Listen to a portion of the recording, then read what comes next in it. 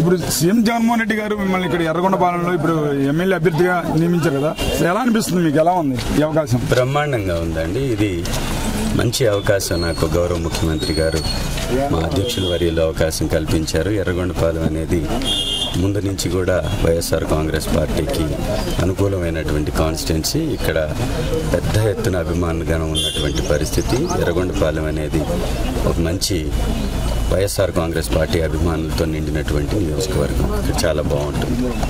కానీ ఇప్పుడు ఏదైతే ఉందో చంద్రశేఖర్ గారు ఇక్కడ లోకల్ కాదు, స్థానికుడు కాదనే మాట వినపడుతుంది.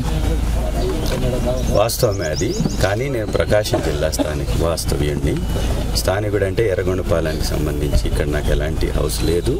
కానీ ఖచ్చితంగా ఇక్కడే హౌస్ కట్టుకొని ఇక్కడే ఉండి ఇక్కడే రాజకీయం చేస్తాను తప్ప గతంలో వాళ్ళు చేసినట్లుగా వేరే చోట నుంచి ట్రావెల్ చేసి రాజకీయం చేసే అవకాశమే లేదు. ఇక్కడ మంచి ఆఫీసులు, ఉండడానికి ఇళ్ళు అన్నీ తీసుకున్నాం. ఇక్కడే ఉండి రాజకీయం చేస్తాం. సార్, ఇప్పుడు ఏదైతే ఉందో మీకంటే ముందు ఆదిమూలపు సురేష్ గారు ఈ నియోజకవర్గం నుంచి ప్రాతినిధ్యం వహించాడు. ఇప్పుడు అందరూ కారణం మొత్తం సమన్వయం చేసుకుని కలుపుకొని పోతున్నారు. మీరు అందరు సమన్వయం చేసుకొని కలుపుకొని వెళ్తున్నాం కాబట్టి పెద్ద ఎత్తున ప్రోగ్రామ్స్ జరుగుతున్నాయి. విపరీతగా మద్దతు ప్రజల నుంచి కూడా వస్తున్నటువంటి పరిస్థితి ఉంది. ఇక్కడ ఎలాంటి గ్రూపులకి తావే లేదు. అంతా ఒక తాటిపై నడుస్తూ ముందుకు వెళ్తూ ఉంది. కానీ ఇక్కడ ఏదైతే ఉందో ఒక కూటమిగా ఉన్నారు సార్. ఇప్పుడు టీడీపీ, బీజేపీ, జనసేన 3 పార్టీలు కలిసి ఉన్నాయి కదా, మరి ఎలా ఎదుర్కొంటారు మీరు? కూటమి కలిశారంటే బలం లేనిదని అర్థం. బలం లేని వాళ్ళతోటి మళ్ళీ ఎదుర్కొనేదేంటి? వాళ్ళకి బలం లేదు కాబట్టి వాళ్ళు మమ్మల్ని ఎదుర్కోలేక వాళ్ళు కూటమి కట్టారు. కాబట్టి బలహీనులతోటి పోటీ పడాల్సిన అవసరం మాకు లేదు.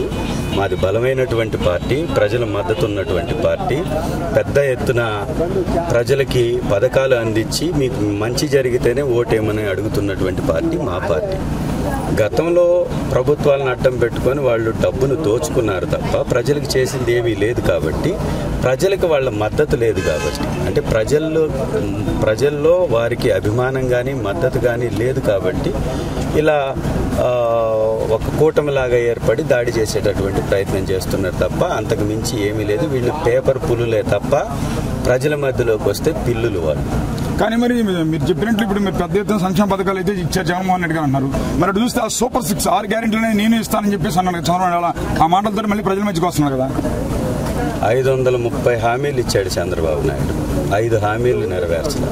అలాంటి వ్యక్తి ఇప్పుడు 6 హామీలు చెప్పాడంటే అర హామీ కూడా నెరవేర్చడని అర్థం. 500 ఇచ్చినప్పుడే దిక్కు లేదు అతను ఇచ్చిన హామీలకి. ఇవాళ ఏం చేస్తాడు? ఈ సూపర్ 6లు ఇవన్నీ అట్రఫ్లాప్ వ్యవహారాలు తప్ప ఇంకోటి కాదు. ఆయనకి అసలు ప్రజలపై చిత్తశుద్ధి లేదు.